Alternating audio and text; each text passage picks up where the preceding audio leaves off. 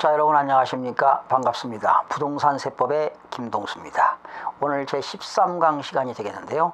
오늘은 지난 시간 이어서 재산세 학습 요점 살펴보고 남은 시간에 바로 문제풀이를 들어가도록 하겠습니다. 여러분 교재는 124쪽이 되겠습니다. 자, 재산세의 세율 적용은 어떻게 될까라는 거죠. 여러분, 토지는 세 가지가 있죠. 종합합산이 있고 별도합산이 있고 분리과세가 있는데, 이 별도합산 대상 토지는 합차되는 거죠. 만약에 서울특별시 강동구에 여러 개 땅이 있다면 종합합산 대상 토지만 합쳐가지고 그 합한 금액 과세표준이 되겠죠. 거기다가 세율을 적용합니다.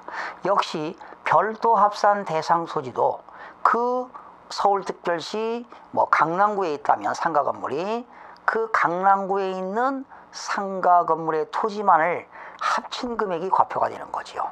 거기다가 세율을 적용합니다. 그러나 분리과세 대상 토지는 세 가지가 있잖아요. 전답과수원은 전답과수원 목장용지 이면은 1000분의 0.7, 그리고 공장용지와 주택 및 산업 공급용 토지 합쳐서 1000분의 2, 그리고 사치성 토지는 따로 1000분의 40을 적용하게 되는 거지요. 그래서 거기 1번 보세요. 종합합산 대상 토지는 납세 의무자가 소유하고 있는 당의 시군 관할구역 안에 소지하는 종합합산 대상 토지가 되는 토지의 가격을 모두 합한 금액을 과세표준으로 하여 세율을 적용한다. 별도합산 대상 토지는 납세 의무자가 소유하고 있는 역시 시군 관할구역에 소지하는 별도합산 대상이 되는 토지의 가격을 모두 합한 금액을 과세표준으로 하여 세율을 적용합니다. 분리과세 대상 토지는 분리과세 대상이 되는 토지 가격을 과세표준으로 하여 세율을 적용한다. 그러면 주택은 어떻게 되느냐? 주택에 대한 재산세는 주택별로 계산합니다. 여러분, 만약에 주택이 서울 강동구에 있다면 강동구에 있는 주택, 그런데 강동구에 주택이 여러 개가 있다고 해서 합산하는 게 아닙니다. 주택은 각각입니다. 각각. 주택에 대한 재산세는 거기 줄쳐요. 주택별로. 주택을 합치는 게 아닙니다. 토지는 합치지만 주택은 주택별로 세율을 적용한다. 그러나 주택을 두 사람 이상이 소유하고 있다면 어떻게 될까요? 주택을 두 사람 이상 소유하거나, 주택은 어떤 사람은 토지를 가지고 있고 어떤 사람은 건축물을 가지고 있다면 역시 그걸 합쳐서 주택가격으로 세금을 산출한 금액에 산출세액이 나오면 토지의 시가표준액과 건물의 시가표준액으로 안분해서 세금을 계산하게 된다는 겁니다. 네 번째, 같은 재산에 대하여 두 개 이상 세율이 해당할 때는 그중 무슨 세율이요? 높은 세율을 적용합니다. 시험 문제 낮은 세율 하면 틀리고요. 높은 세율을 적용하게 되는 겁니다. 재산세의 과세 기준일과 납기는 어떻게 되는가? 과세 기준일은 6월 1일입니다. 토지 납기는 9월 16일부터 9월 30일, 건축물은 7월 16일부터 7월 31일, 주택은요, 산출세액의 2분의 1은 7월 16일부터 7월 31일, 나머지 2분의 1은 9월 16일부터 9월 30일까지. 그런데 그 주택에 대한 산출세액이 10만원 이하일 때, 주택의 산출세액이 10만원 이하인 경우는 7월 16일부터 7월 30일까지 일시에 부과 징수할 수가 있습니다. 선박은 7월 16일부터 7월 31일까지, 항공기는 7월 16일부터 7월 31일까지가 되겠습니다.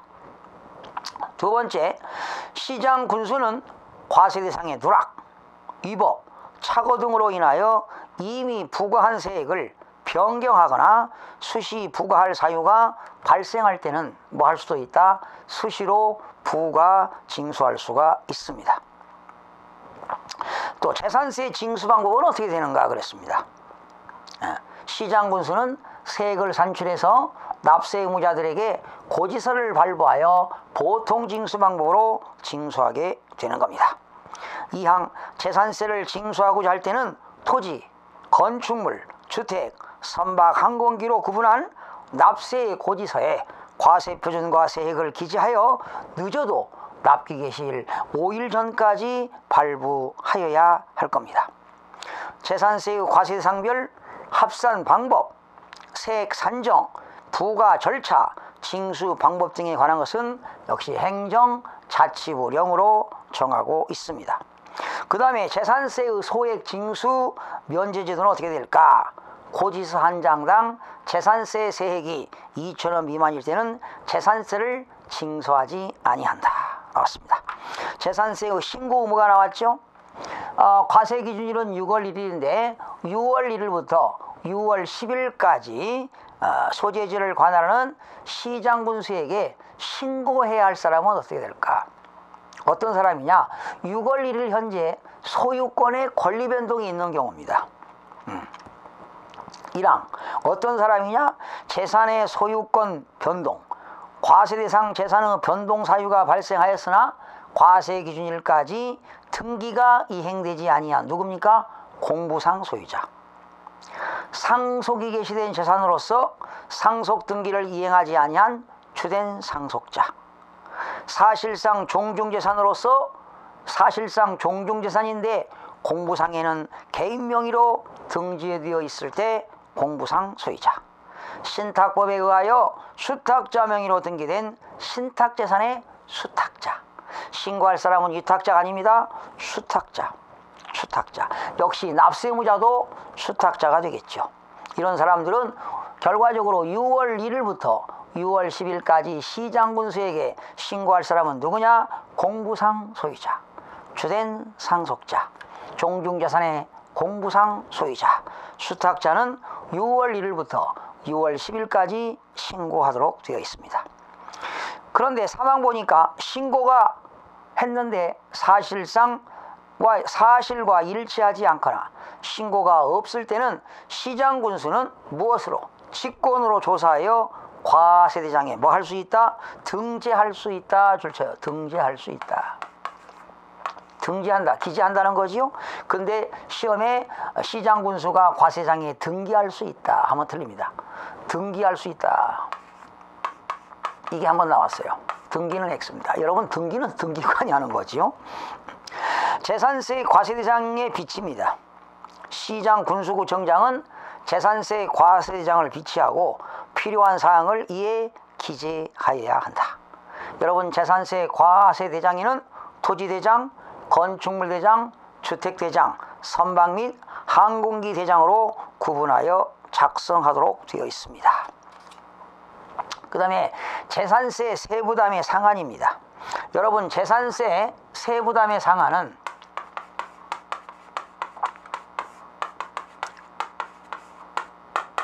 100분의 150을 초과할 수가 없습니다. 150%가 되겠죠. 그러나 주택의 공시가격이 3억 원 이하일 때, 그거 암기하세요. 주택의 공시가격이 3억 원 이하 시에는 얼마입니까? 100분의 105가 되겠고요. 그리고 3억 원 초과 6억 원 이하일 때는 100분의 110입니다. 3억 원 초과 6억 원 이하일 때는 100분의 110. 그리고 6억 원 초과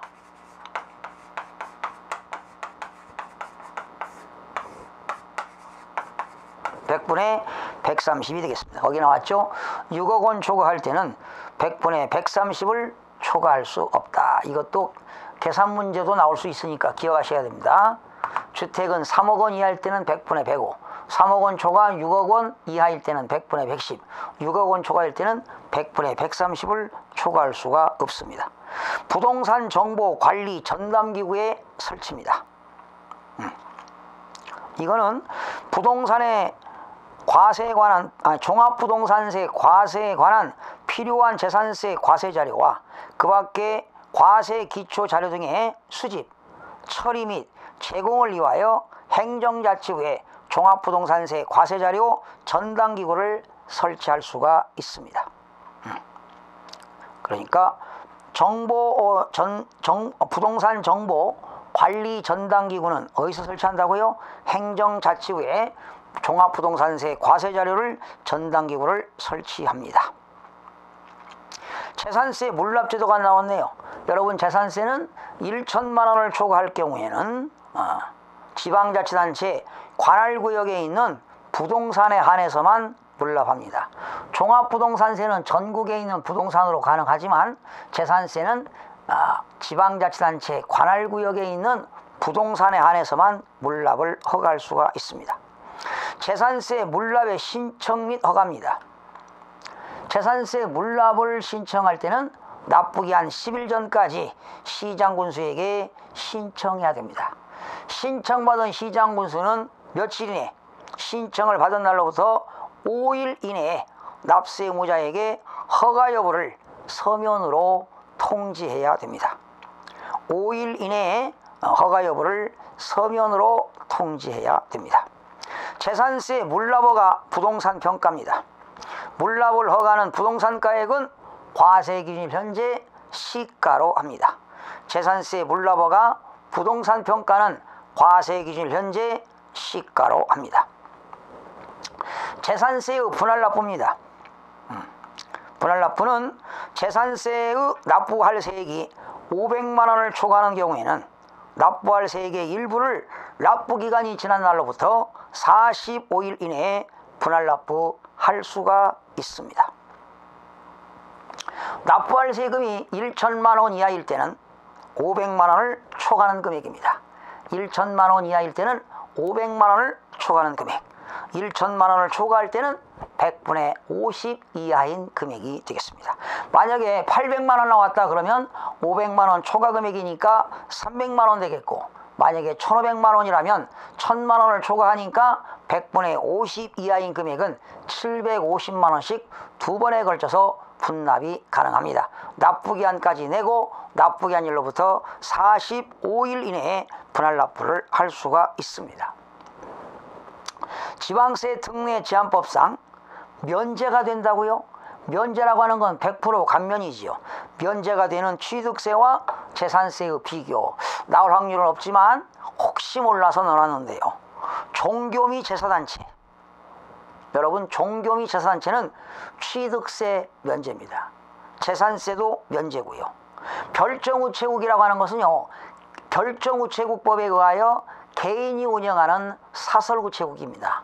동네마다 우체국이 있죠. 그게 사설우체국인데 취득세는요 2% 경감합니다. 그러면 원래 취득세가 4%이기 때문에 2%니까 50% 경감한다는 거지요. 그리고 별정우체국 재산세 면제입니다. 토지 수용으로 인한 대체취득이죠. 토지를 수용받고 보상금 받고 보상금 받은 돈으로 대체취득할 때 취득세 면제입니다. 토지 수용의 법률은 공익사 분리한 토지 등의 취득 및 보상에 관한 법률 규정에 의해서 수용당하는 경우는 면제합니다.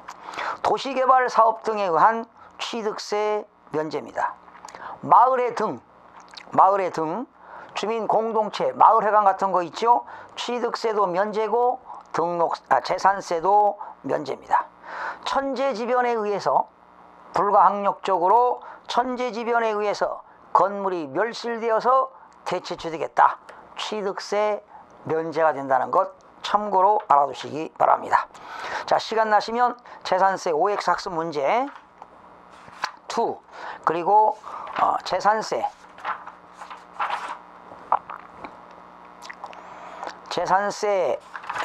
족집계 핵심 지문 나왔죠? 핵심 지문 54개가 나와 있습니다. 문제 풀기 전에 차분히 읽어보시면서 읽어보시고 또 재산세 1일 학습 가로넣기 나왔는데 읽어보시면 문제 풀기 전에 도움이 많이 될 겁니다.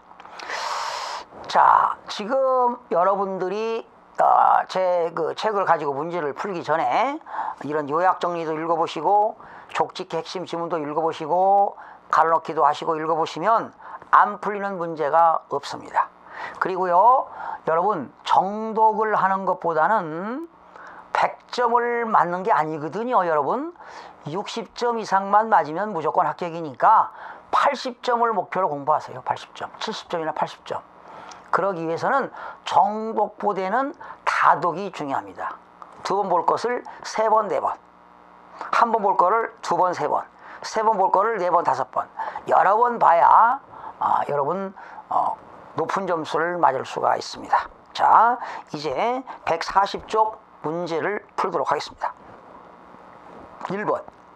지방세법상 재산세 과세 대상 및 재산세에서 사용하는 용어에 관한 설명이다. 틀린 거. 재산세는 토지, 건축물, 주택, 선박, 항공기를 과세 대상으로 한다. 지금 앞에 지문 다 나와 있던 거예요. 2번. 토지란 공간정보의 구축 및 관리 등에 관한 법률에 따라 참 오타 하나 나왔네요. 제 책에는 거의 오타가 없는데 이거 제가 직접 치다 보니까 권리가 아니라 관리입니다. 관리. 공간정보의 구축 및 관리 등에 관한 법률. 관리를 제가 권리로 쳤네요. 지적공부의 등록 대상이 되는 토지와 그 밖에 사용되고 있는 사실상의 토지를 말한다. 맞습니다. 건축물이란 취득세 과세 대상에 따른 건축물을 말한다. 4번입니다. 주택이란 주택법에 따른 주택을 말한다. 거기까지는 맞죠. 토지와 건축물의 범위는 주택을 포함한다. 틀렸죠. 토지와 건축물의 범위에는 주택은 제외됩니다. 4번 틀렸습니다. 선박과 항공기란 취득세 과세 대상인 선박과 항공기를 말한다. 재산세는 토지, 건축물, 주택, 선박, 항공기를 과세 대상으로 하는 거죠. 1번하고 또 6번이 따블됐네요. 7번. 토지에 대한 재산세 과세 대상은 종합합산 대상, 별도합산 대상, 분리 과세 대상으로 구분합니다. 8번. 일구의 건물. 여러분, 일구의 건물이라고 하는 것은 한 채를 말합니다.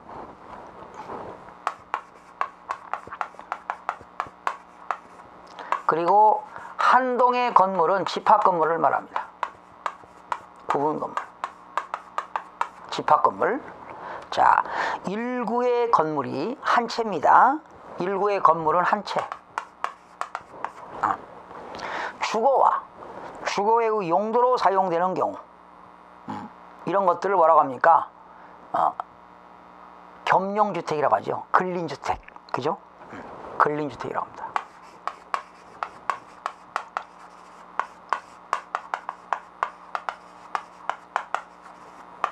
근린주택.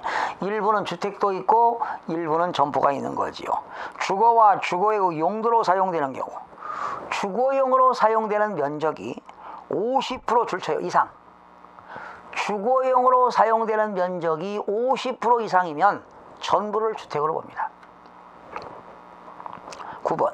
한 동의 건물이 주거와 주거의 용도로 사용되는 경우는 주거용으로 사용되는 부분만을 주택으로 본다. 여러분, 9번은 집합건물인데 주상복합을 생각해 보세요.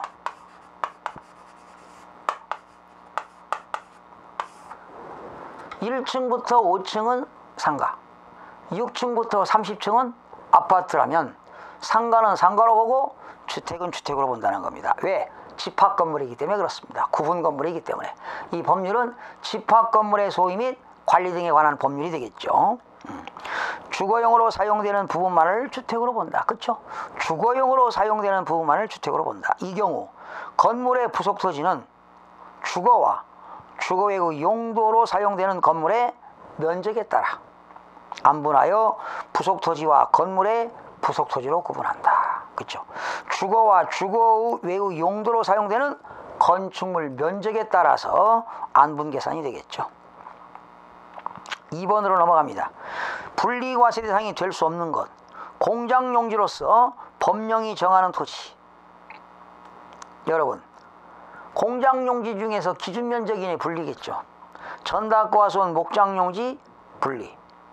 사회복지사업자가 복지시설이 소비 목적으로 사용될 수 있도록 하는 소유하는 농지. 그렇죠? 사회복지사업자가요, 자가 소비용으로 사용하는 농지도 분리과세에 들어가고요. 또 영농조합법인이 소유하는 농지 분리가 되겠죠. 회원제 골프장용 토지와 고급 월악장용 토지로서 법령이 정하는 토지 쓰세요. 사치성 토지죠. 사치성 토지는 분리과세 대상 토지로서 1000분의 40을 적용합니다. 5번입니다. 주택의 부속 토지로서 법령으로 정하는 토지. 여러분, 주택의 부속 토지라는 말은 사라졌습니다. 그냥 주택은 건물과 토지에 대해서 통합과세하기 때문에, 합산과세하기 때문에 건물의 부속 토지라는 말은 없습니다. 5번이 틀렸습니다. 과세 기준 정답 5번이고요. 과세 기준을 현재 계속 염전으로 실제 사용하고 있거나 염전으로 사용하다가 사용을 폐지한 토지. 여러분, 염전, 소금 만드는 거지요. 역시 생산성 토지로서 1000분의 2에 들어갑니다. 분리과세지요. 산림의 보호 육성을 위하여 필요한 임야, 종중이 소유하고 있는 임야, 분리과세가 되겠습니다. 주택건설 사업자가 주택을 건설하기 위하여 사업계획 승인을 받은 토지로서 주택건설 사업에 제공되고 있는 토지. 얼마나 좋은 겁니까? 주택건설용 산업, 주택 및 산업 공급용 토지가 되겠죠. 여러분 8번 쓰세요. 주택 및, 주택을 공급하는 데 쓴다는 거지요. 주택 및 산업 공급용 토지. 주택 및 산업 공급용 토지가 되겠습니다. 9번입니다. 면허 또는 인가를 받은 자가 계속하여 사용하는 여객자동차 터미널 및 물류 터미널용 토지입니다. 여객자동차 터미널 및 물류 터미널용 토지도 분리과세로서 산업 공급용 토지로서 1000분의 2를 적용합니다. 자, 문제 3번입니다. 지방세법상 토지분 재산세의 분리과세 대상 토지가 아닌 것. 분리과세 대상 토지가 아닌 것입니다. 분리과세. 자, 읍면지역에 있는 공장용 건물 부속 토지로서 법령으로 정하는 공장 입지 기준면적 범위의 토지. 자, 공장이 읍면지역에 있네요. 군지역에 있다는 거잖아요. 기준면적 이내 분리입니다. 2번, 도시지역의 주거지역에 전답과손으로서 현재 영농에 사용되고 있는 토지. 여러분, 농지는 농지인데요, 도시지역에 도시지역 안에서 주거지역에 있다면 이건 종합에 들어갑니다. 도시지역에서 개발제한구역과 녹지지역에 있는 농지만 분리과세에 들어가는 겁니다. 자, 2번은 종합합산 되겠고요. 도시지역 밖에 있는 목장용지 중에서 기준면적 이내, 그쵸, 목장용지가 도시지역 밖에 있다, 기준면적 이내는 분리, 기준면적 초과는 종합이 되겠습니다. 종중이 소유하고 있는 임야 분리입니다. 회원제 골프장용 토지와 고급 오락장용 토지도 사치성 토지로서 분리가 되겠습니다. 정답은 2번이 되겠고요. 자, 4번으로 넘어갑니다. 별도합산 대상 토지입니다. 옳은 것. 여러분, 별도합산 대상 토지는요, 대한민국의 상가 사무실 있는 오피스텔 있는 땅들은 다 별도합산에 들어갑니다.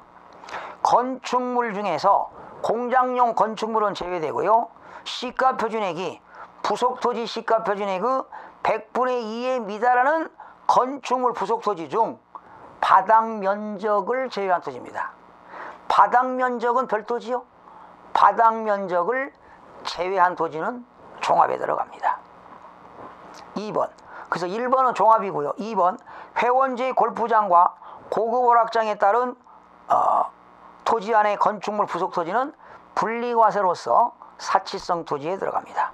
3번, 국토갱비용에 관한 법률에 따라 지정된 공업지역에 있는 공장용 건물의 부속 토지 중에서 기준면적 이내. 자, 공장용지가 공업지역에 있네요. 산업단지에 있네요. 기준면적 이내는 분리, 기준면적 초과는 종합이 되겠습니다. 5번, 도로교통법에 따라 등록된 자동차 운전학원의 자동차 운전학원용 토지입니다. 여러분, 자동차 운전학원용 토지는 요거는 어디에 들어간다? 별도 합산에 들어갑니다. 도로교통법에 따라서 자동차 운전학원용 토지는 별도 합산에 들어가고요. 6번 영업용 건축물 부속 토지로서 바닥 면적에다가 용도 지역 적용 배율을 곱하여 산정한 범위를 초과하는 토지. 하하, 일반 영업용 건축물인데 바닥 면적에다가 용도 지역 적용 배율 곱해서 기준 면적 이내는 별도, 기준 면적 초과는 종합이죠. 그래서 6번은 종합합산에 들어가겠습니다. 5번입니다. 지방세법상 재산세의 종합합산 대상 토지에 해당되지 아니한 것. 시지역 중 주거지역과 상업지역의 공장용지로서 기준면적을 초과한다. 기준면적 초과는 어디에 들어갑니까? 종합. 개인 소유 농지로서 자격농지에 속하지 아니하는 농지. 자격농지가 아니지요. 농사를 안 짓고 있지요. 부재지주 소유 농지는 종합입니다. 도시지역 안에 개발제한구역과 녹지지역 외, 개발제한구역과 녹지지역 외니까 주거지역이라든가 상업지역, 공업지역에서 개인 또는 법인이 소유하는 목장용지 종합이 되겠습니다. 지상정착물이 없는 나대지 종합입니다. 5번 장사 등에 관한 법률에 따른 설치 관리허가를 받은 줄처용 법인 묘지용 토지로서 지적공부상 지목이 묘지인 토지입니다. 장사 등에 관한 법률에 의해서 법인이 소유하는 법인 묘지용 토지입니다. 이때 이 법인은 재단법인을 말합니다. 재단법인. 거기 법인 묘지용 토지. 납골당 같은 거 다 재단법인들이 가지고 있습니다. 이런 것은 수익사업이라고 볼 수 있겠죠. 이거는 별도에 들어갑니다. 별도. 5번 별도입니다. 5번 별도예요. 6번 허가 등을 받지 아니하는 건축물, 사용 승인을 받지 아니하고 사용 중인 건축물의 부속토지. 여러분, 무허가 건축물 부속토지 어디에 들어갑니까? 종합입니다. 그리고 지목이 잡종지인 갈대밭, 하치장, 채석장, 토치장, 노천시장, 비행장 이런 것들 다 어디에 들어갑니까? 잡종지죠. 잡종지는 어디에 들어갑니까? 종합합산이 되겠습니다. 자, 오늘 5번까지 했는데요. 남은 시간에 여기 한번 보실까요? 공장용지가요, 군지역에 있어요. 공장용지가 군지역에 있는데 기준면적 이내일 때 분리입니다. 그러나 기준면적을 초과하면 종합입니다. 종합합산. 그리고 공장용지가 시지역에 있는데 산업단지라든가 공업지역에 있다면 혜택을 줘야 되지 않겠습니까? 그렇죠? 그래서 기준면적 이내, 기준면적 이내는 분리고 기준면적 초과는 종합입니다.